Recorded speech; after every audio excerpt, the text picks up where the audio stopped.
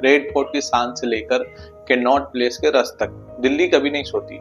लेकिन सुबह के टाइम जब सूरज उगता है तो एक मोटी धुंध या कह लो स्मॉग पूरी सिटी को ढक लेती है। हर साल न्यूज में आता है दिल्ली की हवा फिर से जहरीली हो गई। Delhi continues to choke under hazardous air quality. It's smoggy, it's dusty and it's polluted. तो सवाल ये है, कैसे हुआ ये सब? कैसे हमारा कैपिटल इंडिया का दिल दुनिया का सबसे पॉल्यूटेड शहरों में शामिल हो गया? सबसे पहला रीजन दिल्ली की ज्योग्राफी। ये शहर इंडो गैंगेटिक प्लेन में बसा है, एक ऐसी जगह जहां हवा आसानी से सर्कुलेट नहीं करती। अरावली हिल्स एक साइड पर है और इंडस्ट्रियल एरियाज दूसरी तरफ। विंटर में जब हवा ठंडी हो जाती है तो पॉल्यूशन नीचे चिपक जाता है, स्मॉग बिल्कुल ग्राउंड पे सेटल हो जाता है। तो चाहे दिल्ली खुद पॉल्यूशन कम भी कर ले, पर आसपास के शहरों का धुआं यहाँ आकर फंस जाता है। समझो दिल्ली एक बॉल जैसी शेप में है और हर विंटर ये बॉल जहर से फंस जाता है। दूसरा कारण अनकंट्रोल अर्बन ग्रोथ। 1950s में दिल्ली की पॉपुलेशन सिर्फ 20 लाख थी, आज 33 मिलियन से ज्यादा लोग यहाँ रहते हैं। सोचो कितनी गाड़ियां, कितना कंस्ट्रक्शन, कितना वेस्ट।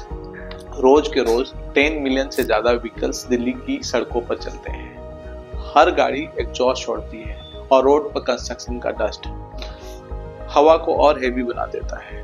कह सकते हो दिल्ली अपने ही डेवलपमेंट से धूल में बदल गई है।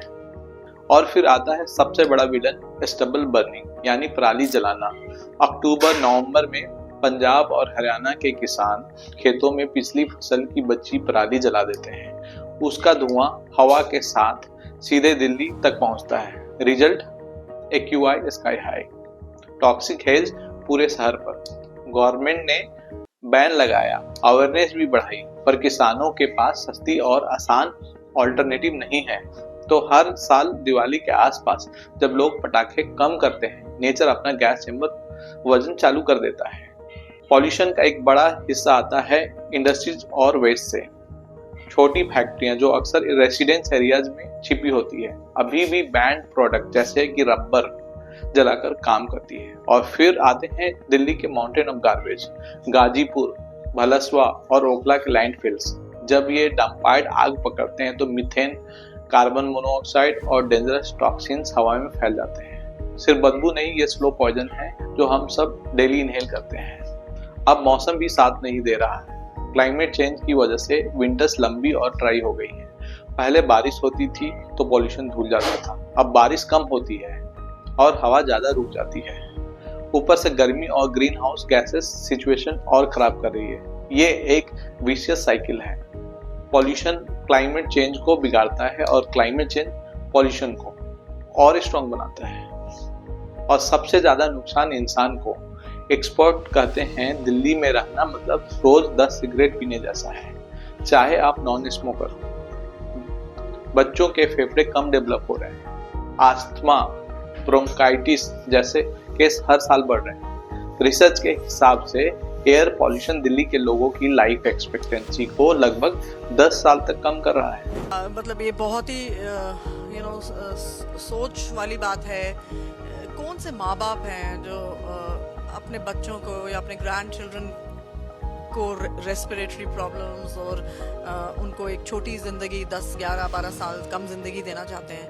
सोच के देखो, साफ हवा मिलना एक बेसिक राइट्स है, पर यहाँ एक लग्जरी बन गई है।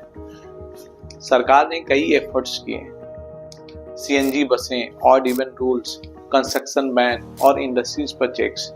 इलेक्ट्रिक व्हीकल्स का प्रमोशन भी हो रहा है और दिल्ली के पास तो दुनिया के सबसे बड़े इलेक्ट्रिक बस फ्लीट में से एक है। लेकिन प्रॉब्लम ये है, पॉल्यूशन बॉर्डर से नहीं रुकता। ये एक रीजनल इशू है। पंजाब, हरियाणा, उत्तर प्रदेश और दिल्ली सबको मिलकर काम करना पड़ेगा। पब्लिक पार्टिसिपेशन भी उतना ही जरूरी है। अगर हम चाहते हैं कि दिल्ली फिर से साफ सुथरी सांसें ले तो सॉल्यूशन लॉन्ग टर्म होने चाहिए। क्लीनर ट्रांसपोर्ट, सस्टेनेबल फार्मिंग, सख्त इंडस्ट्रियल मॉनिटरिंग और सबसे इम्पोर्टेंट लोगों की अवेयरनेस। हर इंसान जो पब्लिक ट्रांसपोर्ट यूज करता है या अपने घर के आसपास पेड़ लगाता है, वो एक छोटा लेकिन पावरफुल कदम उठाता है। दिल्ली ने कई राजाओं, ब्रिटिशर्स और कई जंगों को सरवाइव किया है।